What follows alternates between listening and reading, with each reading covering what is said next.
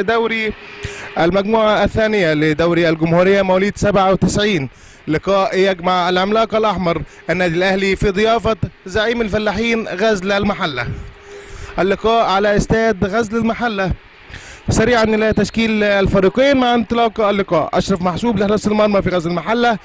خط الظهر من اليمين للشمال محمود علاء، محمد علاء، أحمد توكل، معتز. في نص الملعب أدهم وأحمد عادل، غلوش وأحمد السيد. في الأمام خالد ومحمد علي. سريعا تشكيل النادي الأهلي: عصام الغندور في حراسة المرمى، عمرو السعداوي، محمد إبراهيم، صلاح أحمد، بسام قعود، محمد فتحي ويوسف علاء، أحمد رمضان ومصطفى جابر. في الهجوم فادي فريد وهشام شعبان. أذكر حضراتكم بالجهاز الفني لغزل المحلة: الكابتن محمد جابر هو المدير الفني، والمدرب العام كابتن عادل شومان، أشرف محسوب هو مدرب حراس المرمى، ومحمد كشك هو أخصائي الإصابات، مدير القطاع هو الكابتن خالد أبو الفتوح. تشكيل الجهاز الفني للنادي الأهلي: الكابتن سمير كمونة نجم شباك نجم النادي الأهلي هو رئيس قطاع الشباب، مدرب هو أسامة حسني وإيهاب جلال، مدرب لحراس المرمى إداري الكابتن أحمد فوزي، وطبيب الفريق هو الكابتن أسامة مصطفى. عاوز أذكر حضراتكم إن المدرب العام لفريق 97 من النادي الأهلي هو نجم النادي الأهلي ونجم الهجوم الكابتن أسامة حسني. سريعا إلى أجواء اللقاء. هجمة من ناحية الشمال النادي الأهلي، فاول أحمد سيد بيعمل فاول عشان يوقف الهجمة.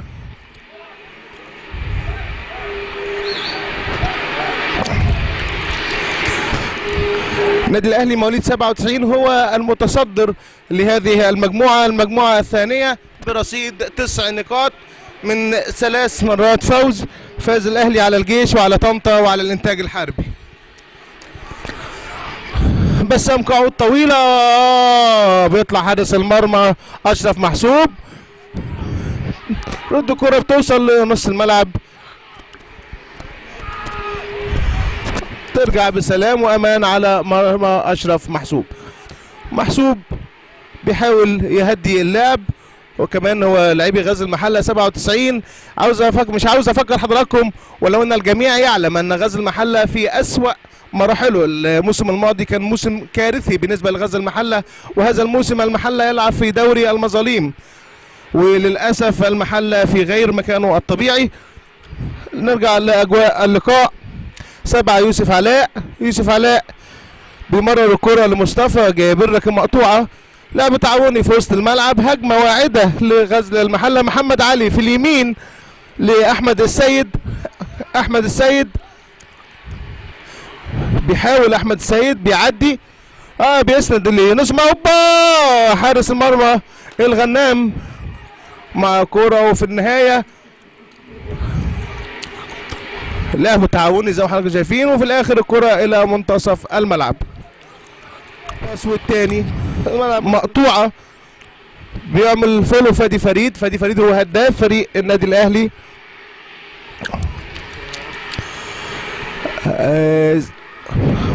محمد فتحي، يوسف علاء، تاني لفادي فريد، بيقع الكورة مفيش حاجة، حكم اللقاء بيقول العب.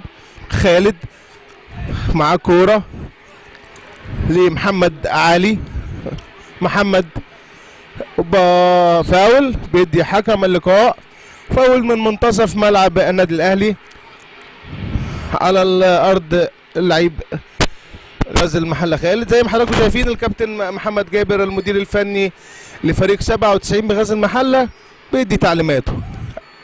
طبعا اللقاء صعب، اللقاء قوي، اللقاء هو اختبار حقيقي لفريق 97.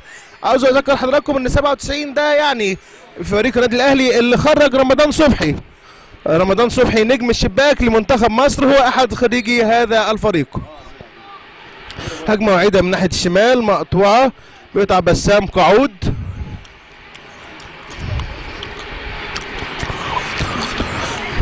رمي التمام،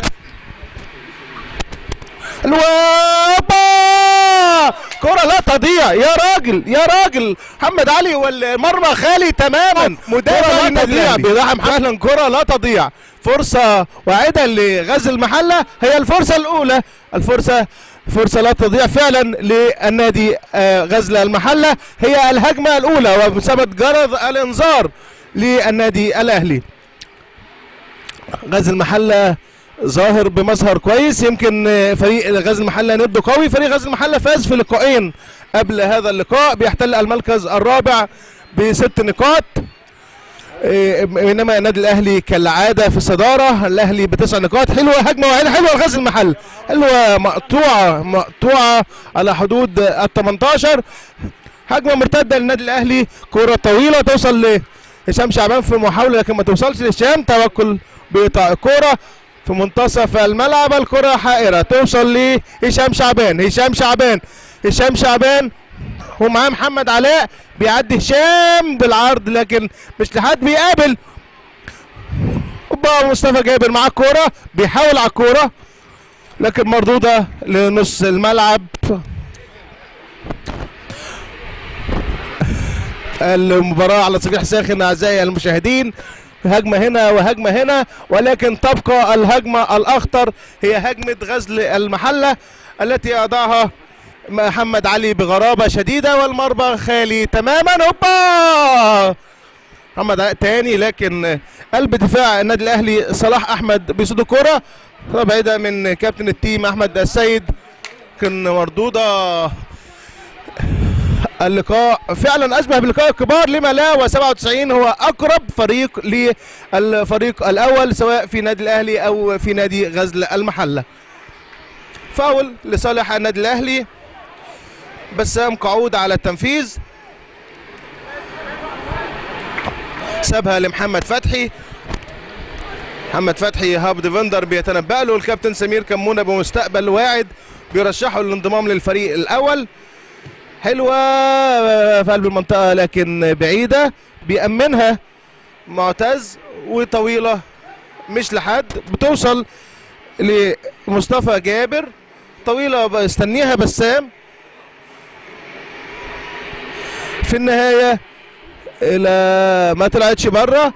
هل هجمه واعده لغزل المحله؟ هجمه مرتده لغزل المحله، اتاخر كتير. حلوه، غير الملعب وطلع رقم 8 غلوش اختار الحل الفردي لان فعلا ما كانش في حد ظاهر له، فتقطع منه ويطلعها يوسف علاء تكون الركنيه الاولى لصالح غزل المحله.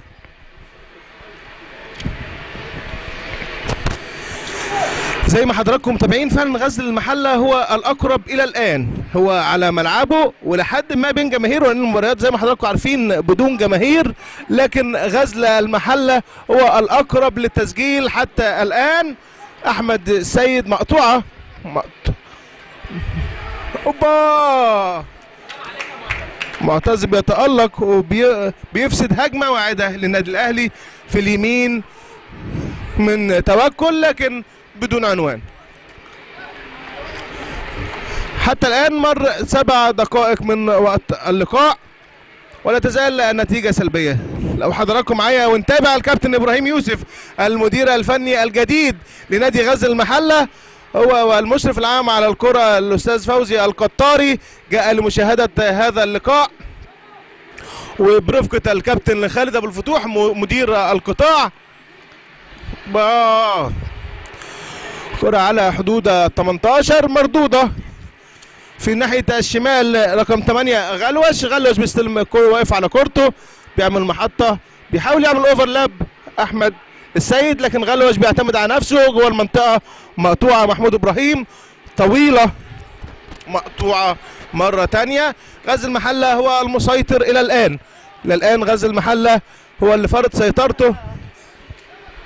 هجمه للنادي الاهلي، فادي فريد، محطه كويسه فادي.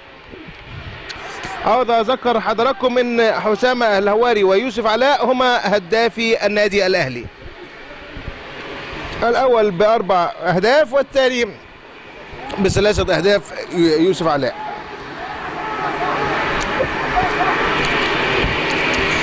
مباراه الى الان متوسطه، وان كان غزل المحله هو الاقرب للتسجيل. في علامات لمحمد فتحي احد نجوم فريق النادي الاهلي. وزي ما قلت لحضراتكم ان الكابتن سمير كمونه والكابتن اسامه حسني بيقولوا ان هذا الفريق هو فريق الامل للنادي الاهلي، وان هم بيرشحهم اكتر. قعود بيتلقى العلاج، قايم الكابتن اسامه حسني عشان يدي تعليماته لفريقه، عاوز حد يغطي مكان بسام. موعده لصالح نادي غزل المحله. غزل المحله من ناحيه اليمين حلوه، بياخد لك مقطوعه، بيكمل بيطالب سيميليشن. اعتبره الحكم انه ادعاء وادى انذار لمحمد علي. الانذار الاول في لقاء اليوم لادعاء الاصابه، لا الانذار لاحمد السيد. انذار لاحمد السيد، الحكم اعتبره ان هو بيدعي الاصابه، وان رغم ان هي كان فيها تداخل، لكن بيني وبينكم احمد السيد زودها حبتين، فكان قرار حكم اللقاء بيعطاه اول انذار. الانذار الاول لاحمد السيد في الدقيقه 18 من احداث اللقاء لادعاء الاصابه. ضربه حره غير مباشره هينفذها الغنام، طويله معديه نص الملعب، دي هوبا بيكمل عليها، لكن توكل بيقطع الكوره. وهجمه واعده للنادي الاهلي من ناحيه اليمين، بيعدي مصطفى جابر لكن بيطلع بالكوره ركله مرمى. اشرف محسوب حارس المرمى على التنفيذ. يمكن في لقائي مع جماهير غزل المحله قبل هذا اللقاء بيقولوا ان يعني فريق غزل المحله ما عليه الا اداء جيد. النادي الاهلي بامكانياته وقدراته هو منتخب مصر مصغر، يعني قاعده النادي غزل المحله هي في الغربيه واجوارها فقط، ولكن النادي الاهلي مصر كلها طبعا هي قاعدته. الجميع بيتمنى شرف ارتداء قميص النادي الاهلي طبعا، ونادي الزمالك هي انديه القمه قطبي الكره المصريه. غزل المحله على التحضير، في التحضير احمد توكل، حلوه حلوه احمد، بيبدا هجمه واعده لكن الاستلام احمد السيد، بيروح احمد حلوه بنفس خالد. الحكم بيقول مفيش حاجه، حكم اللقاء قريب من كل الكرات وهو اللي شايف اكتر، وطبعا لا تعقيب على قرارات الحكام، اكيد هو شايف اكتر مننا. يوسف علاء اوف سايد، المساعد رافع، تسلل، راجع من الاوف سايد فادي فريد.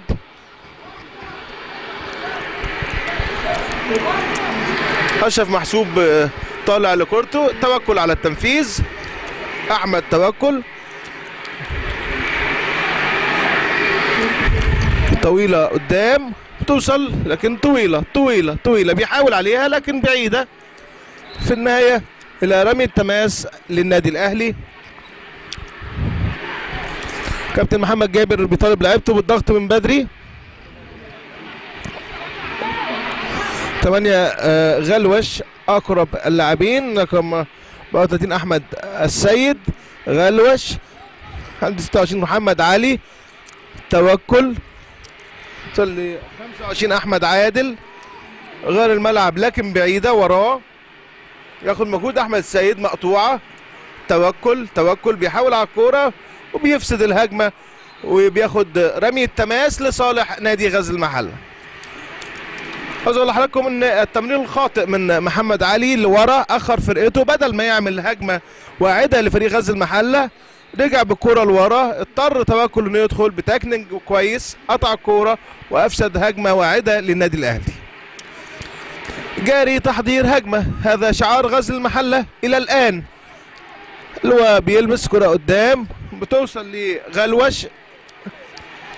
لاعبي غزل المحله دايما بيبصوا للحكم، لازم يعتمدوا على لعبهم وبعدين نبص للحكم. توصل لمحمد علاء، محمد علاء بيرد الكوره لكن مفيش حد. التنفيذ وصل لاحمد عادل،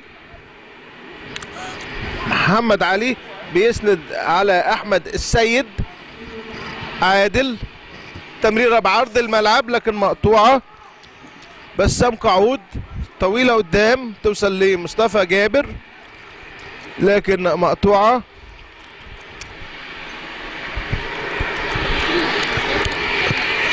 باسم قعود على التنفيذ.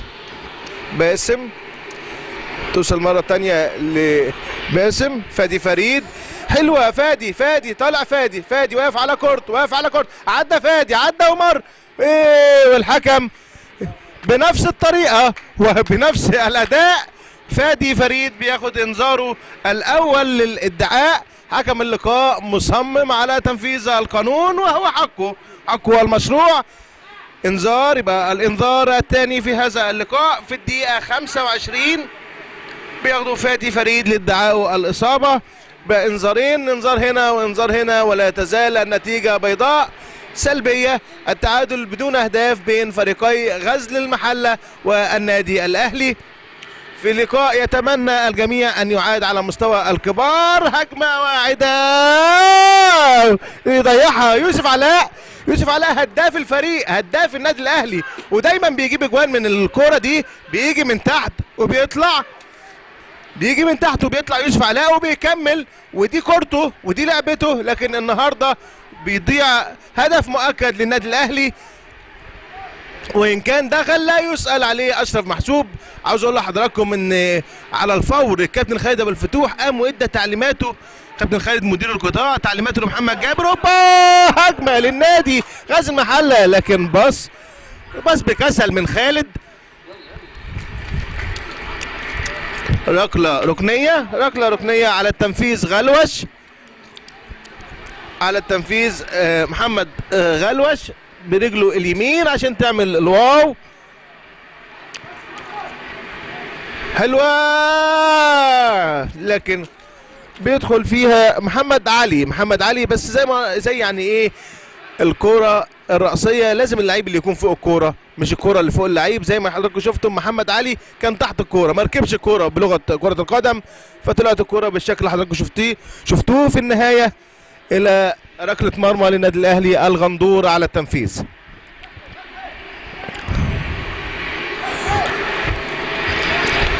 طويلة قدام معدية نص الملعب.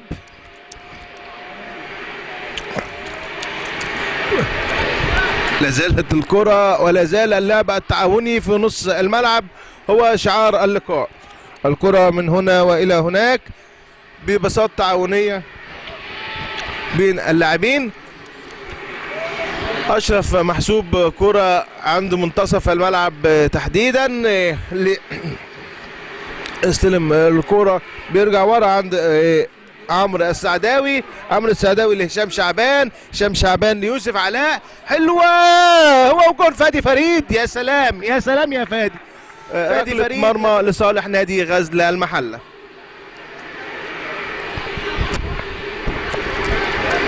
اشرف محسوب على راحته بيهدي اللعب. طويله من اشرف محسوب عند نص الملعب يحاول عليها النادي الاهلي، توصل ل10 هشام شعبان بيسند. حلوه مع يوسف علاء الجبهه اليمين للنادي الاهلي، الجبهه الناشطه. يوسف علاء بيرجع تاني لكن مقطوعه، بيضغط محمد فتحي قلب نص الملعب للنادي الاهلي، توصل لبسام قعود اللي ضامم لجوه، لكن في النهايه الى اشرف محسوب حارس مرمى غزل المحله. عاوز اقول لحضراتكم ان زي ما حضراتكم عارفين ما فيش جماهير، لكن اولياء امور لاعبي غزل المحله هم اللي في مقصوره المقصوره الرئيسيه لاستاد غزل المحله، والجميع على اعصابه. في النهايه الى فاول على غزل المحله، فاول لصالح النادي الاهلي. نفذ قعود على طول في نص الملعب عند محمد فتحي يوسف علاء، توصل تاني لفتحي. فاول بياخده باسم قعود صاحب قدم يسرى، وواضح انه لعيب مهاري. باسم بيغير الملعب. حلوه عند هشام شعبان لكن مقطوعه نادي غزل المحله، وفي النهايه فاول بيحصل عليه غلوش.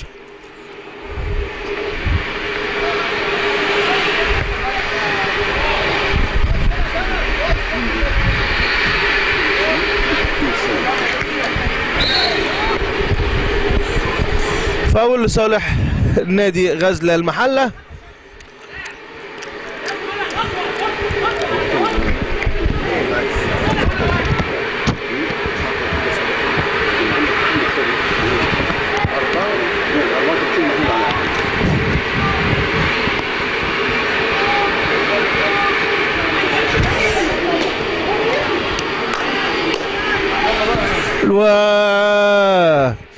يعني عاوز اقول لحضراتكم ان البساط والغير متقنه هي شعار فريق غزل المحله، خاصه في نص الملعب.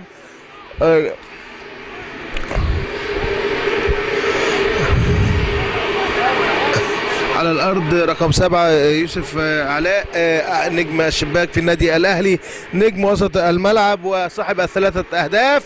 يوسف علاء فاول. الفاول الحكم اداله تحت فرصه وبعدين احتسب الفاول. الحكم ماشي كويس، في اعتراض من لاعبي غزل المحله، لكن فعلا الحكم اداله تحت فرصه، وعندما لم يستطيع استثمار هذه الفرصه فمنحه الخطأ. هكذا يطبق القانون على لاعبي غزل المحله. احترام قرارات الحكام، طبعا اللاعب لاعب والحكم حكم، زي ما معلقينا الكبار علمونا وكانوا دايما بيقولوا لنا. ثلاثي من النادي الاهلي على التنفيذ، طلع باسم قعود قدام، عمر السعداوي ويوسف علاء. عدى يوسف علاء، السعداوي نفذها لقعود لكن مقطوعه من توكل، وبيباصي محمد علي طول قوي محمد علي بالكوره، وفي النهايه الى رمي التماس لصالح غزل المحله. يعني محمد علي مش مركزه راس حربه، راجع للمساعده. كان المفروض ان هو ساعه ما يستلم الكوره يبصيها لاحد زملائه في الفريق، لان يحتفظ بيها وقت زياده عن اللزوم. راجعه يوسف علاء نجم كبير، احد النجوم في نص ملعب النادي الاهلي. محمود ابراهيم على التنفيذ، محمود ابراهيم قلب دفاع النادي الاهلي كله في ملعب غزل المحله، طويله على حدود منطقه 18. بيلعب رقم 10 هشام شعبان بدون عنوان الى خارج الملعب، وفي النهايه الى ركله مرمى. وكالعاده هينفذها اشرف محسوب، وكالعاده هياخد راحته ويهدي لاعيبته.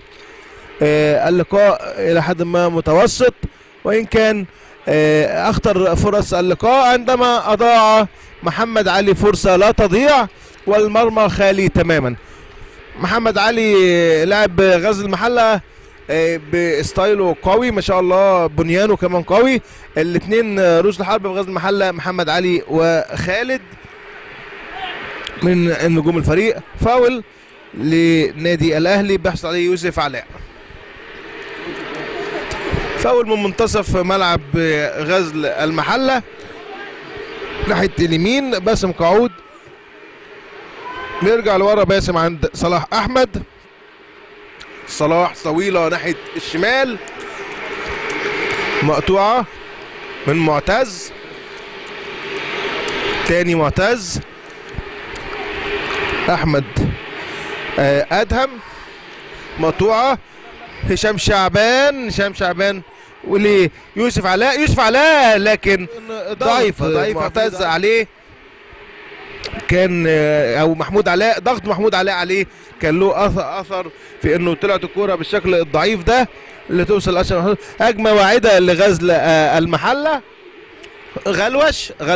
غلوش بيعتمد على نفسه لكن مقطوعه في النهايه رمي التماس. عاوز اقول لحضراتكم ان لاعبي غزل المحله ما بتزيدش، يعني زي ما يكون خايفين من الزياده. فعندما يعني مثلا غلوش دلوقتي كان معاه الكوره، لو كان لقى عمل محطه، لو كان لقى حد يسند عليه كان ممكن تكون هجمه واعده لغزل المحله، لكن لعيبه غزل المحله ما زادتش للاسف، اضطر يعتمد على الحل الفردي، وفي النهايه حصل الاهلي على رمي التماس. في نص الملعب بيحاول يعتمد على نفسه ادهم. في النهايه بيحصل على ركله حره على تنفيذ ادهم. 23 لاعب وسط غزل المحله. محمود علاء الباك الايسر هو ما طلعش، يعني ادهم لعبها ومحمود ما كملش. يعني عاوز اقول لحضراتكم في خوف في اداء لاعبي غزل المحله. محمود علاء الباك الشمال كان المفروض زاد قبل ما ادهم ينفذ الكوره، لكن لا علاء زاد وادهم نفذ الكوره بدون وجود زميله في المكان اللي المفروض الكوره تروح فيه. في النهايه الى فاول لصالح النادي الاهلي على تنفيذ صلاح احمد. محمود ابراهيم بتوصل للغندور. الغندور طويله ما شاء الله، الغندور رجله تقيله، يعني الغندور كورته بتعدي منتصف الملعب بسهوله. توصل من الغندور لاشرف محسوب من الحارس للحارس. في النهايه كوره في منتصف الملعب، دفعه من محمود ابراهيم في ظهر احمد السيد. فاول في نص الملعب تقريبا كالعاده، بس بدون عنوان توصل للاعب غزل المحله خالد على حلوه، بيفتح ناحيه اليمين. الاعتماد على الحلول الفرديه وتصويبه في النهايه الى مدافعي النادي الاهلي. حلوه حلوه حلوه، الغندور تصدى للكره، كره كان مسددها احمد السيد، لكن الغندور كان لها بالمرصاد. هشام شعبان هاندبول كرة لمست ايد محمود علاء الباك الشمال، بينفذ بسرعة بسام قعود، بتوصل لفادي فريد طرف بالكورة، اضطروا انه يسند على يوسف علاء، من يوسف علاء لمحمد فتحي بيرفع الكورة في اتجاه هشام شعبان، لكن مقطوعة من احمد توكل. ترجع كرة لنص الملعب، وفي النهاية اشرف محسوب يسيب الكورة عشان تبقى ركلة مرمى لصالح غزل المحلة. تقريبا 30 دقيقة من احداث الشوط الاول من لقاء غزل المحلة والنادي الاهلي، ولا تزال النتيجة التعادل السلبي بدون اهداف. غزل المحلة كان له فرصة خطيرة هي الابرز في خلال هذا اللقاء، واخيرا هذه التسديدة من احمد السيد اللي تصدى لها الغندور، غير ذلك لا شيء يذكر. الكرة في منتصف الملعب والحلول الفردية هي الأبرز في هذا اللقاء. أدهم في النهاية إلى رمي التماس، اللاعب طلع الكرة بره بمنتهى الأخلاق الرياضية. الآن لا تزال النتيجة التعادل بدون أهداف. اللقاء متكافئ، ولكن غزل المحلة كان الأبرز خلال هذا اللقاء. في فرصتين هامتين ضاعوا لغزل المحلة. عاوز اقول لحضراتكم ان نقل مباشر وحصري لنا، ونتمنى ان احنا نشوف هدف بأيا من الوان الفريقين يشعل اللقاء شويه. عاوز اقول لحضراتكم وافكركم ان اللقاء لازال سلبي. التعادل بدون اهداف هو سمة اللقاء يمكن الفرقتين عاملين حساب لبعض. غزل المحلة على استحياء على هجومه، وان كان هجومه هو الاخطر، لكن النادي الاهلي هو يعني متسيد اللقاء لكن بدون انياب حقيقيه على المرمى. في النهايه فاول في نص الملعب بيحصل عليه احمد عادل. فاول في نص الملعب ناحيه اليمين، ناحيه مدرجات الدرجه الثانيه. والله وحشنا استاد غزل المحله وجماهير المحله، وحشنا وجود الجماهير داخل هذا الاستاد العريق. هذا الاستاد مين؟ مال؟ دول يا ابني، الله يخليك الله يخليك. اللي هو هجمه واحده لغزل المحله، وفي النهايه توصل الكرة لبسام قعود، بسام قعود مقطوعة وفاول لصالح نادي غزل المحلة في نفس المكان. ويبدو ان الاصابات تلاحقت في فريق غزل المحلة، نفس المكان نفس الاصابة. بيقوم الحمد لله محمد عادل، والكرة الى الجبهة اليسرى. محمود علاء مقطوعة من لسه عند محمد غلوش بيعمل بينية حلوة، لكن بتوصل للغندور بعد تاكنينج ناجح من محمود ابراهيم.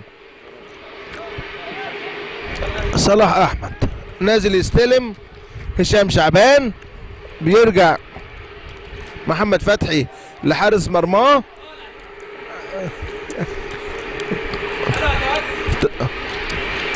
توكل بيقطع الكوره في وسط الملعب. محمد غلوش توصل الكرة حائرة ما بين هنا وهناك، توصل في النهاية ليوسف علاء اللي بيغير الملعب ناحية الشمال عند عمرو السعداوي. ترجع الكرة هجمة لنادي غزل المحلة من ناحية اليمين، وفاول على نادي غزل المحلة. عاوز اقول لحضراتكم ان نادي غزل المحلة بينوع في هجماته ما بين الجانب الايمن والجانب الايسر، لكن الى الان في خوف من صعود فريق غزل المحلة. دايما متحفظين، بتلاقي ان اللعيب في الاخر لوحده معتمدا على الحل الفردي فقط. يعني الجمل زميلنا الاعلامي فاكهة المحلة الكابتن عبد النبي النادي بودي، هو طبعا نجم النجوم اللي مشرف غزل المحلة، احد نجوم الشباك في هذه المدينة الصناعية والرياضية الكبرى. فاول من مكان سحري لنادي غزل المحلة، مكان مميز لنادي غزل المحلة. حكم اللقاء بيرجع الكرة مرة تانية، هل هيستفاد منها نادي غزل المحلة ولا كالعادة التسرع في الأداء هيكون سمة هذه اللعبة؟ على التنفيذ غزل المحلة، والحكم بيديله 10 ياردة.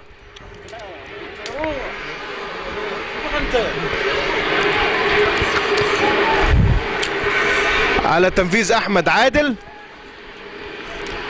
عادل على التنفيذ.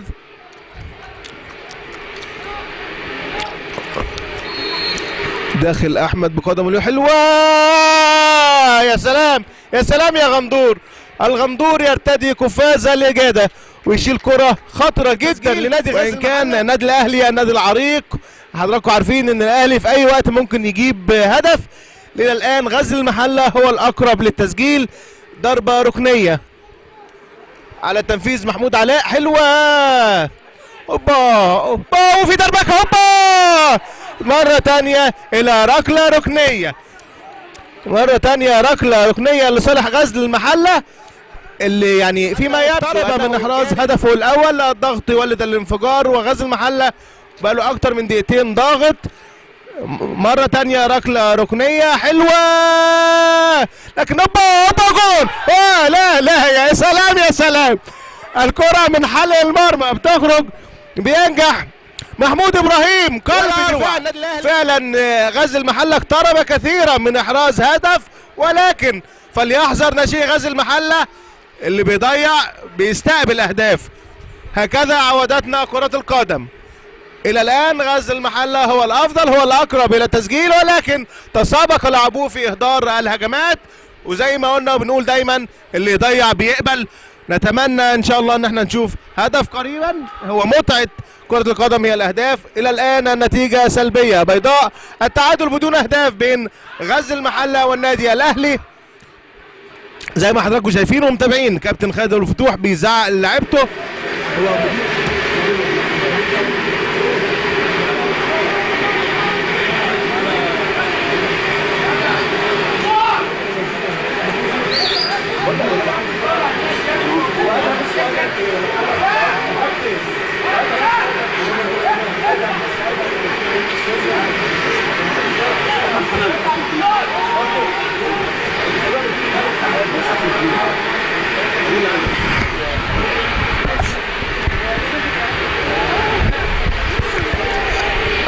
هجمه لنادي غزل المحله من ناحيه اليمين. اوبا هو جون، هو جون يا راجل يا راجل. اوبا الهدف الاول لنادي غزل المحله في الدقيقه 35 من احداث الشوط الاول يحرزه محمد علي في متابعه ولا اروع، لتصبح النتيجه تقدم غزل المحله بهدف على النادي الاهلي في اطار مباريات الاسبوع الخامس لدوري الجمهوريه مواليد 97. الهدف يحمل توقيع اللاعب محمد علي، وفعلا محمد علي لاعب مجتهد. نتمنى ان شاء الله ان غزل المحله يعود سريعا الى مكانه الطبيعي في الدوري الممتاز. وها هم ناشئي غزل المحله، مستقبل مشرق مبشر للاعبي الفريق الاول. فقط على غزل المحله الاعتماد على لاعبيه، على ناشئيه. غزل المحله يتقدم على النادي الاهلي بهدف في الشوط الاول. الهدف يحمل توقيع محمد علي، احد نجوم ناشئي غزل المحله مواليد 97. طبعا اشرف محسوبه على راحته خالص. غزل المحله يهمه انه يخرج هذا الشوط وهو متقدم بهذا الهدف. حتى الان نتيجه تقدم غزل المحله على نادي الاهلي بهدف مقابل لا شيء، وان كان غزل المحله اضاع اكثر من 4 اهداف قبل هذا الهدف. والان النتيجه اصبحت تقدم النادي غزل المحله على النادي الاهلي بهدف لا شيء. نتمنى ان شاء الله للفريقين التوفيق. النادي الاهلي طبعا مش هيسكت، الكابتن اسامه حسني واقف على الخط وبيدي تعليماته للاعيبته. مباراه حماسيه يا جماعه طبعا، لما لا. غزل المحله يلاقي النادي الاهلي، وعندما يلاقي غزل المحله النادي الاهلي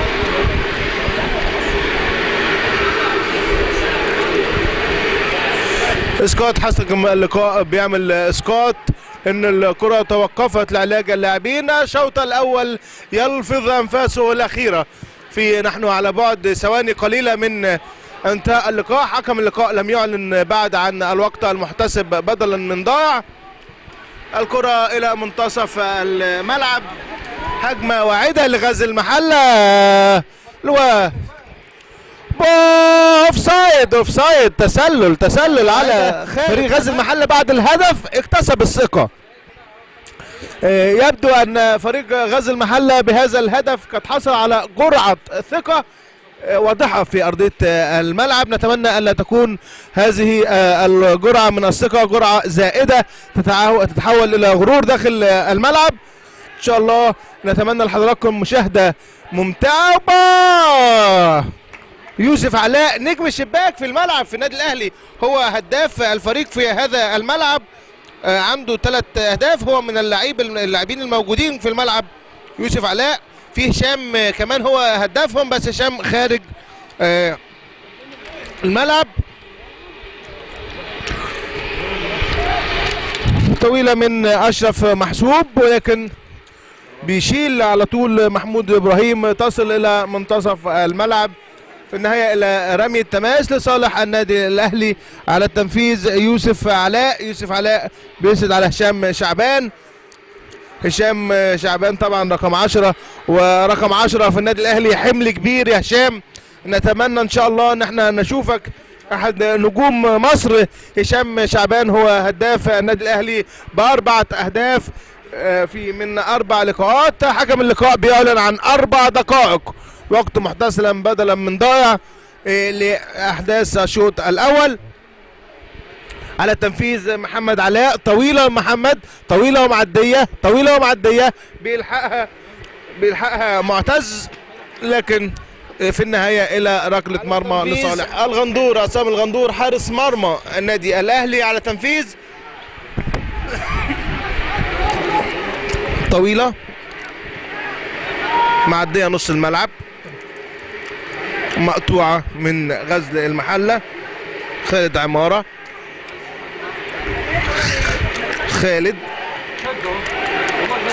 حكم بيقول مفيش حاجه. هشام شعبان لكن مقطوعه. لعب تعاوني كالعاده في نص الملعب. فاول في النهايه. حكم اللقاء هيدي انذار للاعب غزل المحله رقم 25 احمد عادل. الانذار الثاني لفريق غزل المحله، كده انذارين لغزل المحله وانذار للنادي الاهلي في الدقيقه 45 زائد 1 من الشوط الاول، يعني في الوقت في الدقيقه الاولى من الوقت المحتسب بدلا من ضائع. احمد عادل لاعب غزل المحله بيحصل على الانذار الاول له والثاني لفريقه. نتمنى انها تعدي على انذار واحد بس، لا نريد ان لا كروتا اكثر من صفراء. حكم اللقاء راجع للكابتن محمد جابر، مدير فني غزل المحله 97، بيتكلم معاه وبيهديه. واقف الكابتن وليد فايز اداري القطاع، والكابتن محمد التزم بتعليمات الحكم. طبعا هو الكابتن محمد بيحاول انه يعني يضيع الباقي الثلاث دقائق الباقيين، هم 4 مر منهم دقيقة ونص، فاضل 2 ونص. يتمنى ويمني نفسه انه يخرج فائز بهدف في الشوط الاول. على العكس هجمة واعدة للنادي الاهلي من ناحية شمال، اشرف بيمسك الكورة، كان عند حسن الظن ومسك كورته، بيضيع شوية وقت اشرف. غزل المحلة يهمه الخروج بنتيجة 1-0 في الشوط الأول. يا سلام على صدره وباص وخالد ووبا، لكن محمد إبراهيم على آخر لحظة بيلحق الكورة. خالد حمادة عفوا ووبا. يا سلام، لعيبة غزل المحلة بدأت تلعب بمزاج، هيفوز بأكثر من هدف، لكن نتمنى ان شاء الله نشوف شوط افضل في الشوط الثاني. كان ادهم حماده كان هو اللي طالع في الكره اللي فاتت، واضح انه لعيب مهاري لكن ما كانش بيزيد. سمح له الكابتن محمد جابر انه يزيد في الوقت المتبقي من هذا الشوط. فعلا لاعبي غزل المحله اكتسبوا الثقه بهذا الهدف. هشام شعبان رقم 10، وزي ما قلت لحضراتكم 10 ده رقم كبير قوي في النادي الاهلي، ارتداء عظماء كره القدم في مصر. فنتمنى ان هشام شعبان يكون على قدر المسؤوليه. بسام قعود يعني ايه بدأ يدعي الاصابه، والجماهير كمان مش عاجبها صرخات بسام. نعود للقاء. يوسف علاء بسام بيغير الملعب، لكن توكل. ده محمود علاء، معتز على التنفيذ. هنا خالد حماده، وبترجع في النهايه الى الغندور حارس المرمى. منتصف الملعب كابتن التيم احمد عادل لعيب كويس بس حماسي، يعني محتاج ان يقول مدربه يفهمه اهدى يا احمد شويه، لان انت عندك انذار كمان. هو لعيب حماسي، لعيب مميز، لكن حماسه حماس زائد. في النهايه هجمه للنادي الاهلي. هشام شعبان هتاخد، بترجع ورا عند محمد فتحي لهشام. محمد فتحي تاني فتح له في ناحيه اليمين يوسف. محمد فتحي مره تانيه حلوه، لكن اشرف محسوب كان الاقرب للكره. وبهذه الكره يطلق حكم اللقاء صفارته معلنا ان انتهى الشوط الاول بتقدم نادي غزل المحله 1-0 على النادي الاهلي.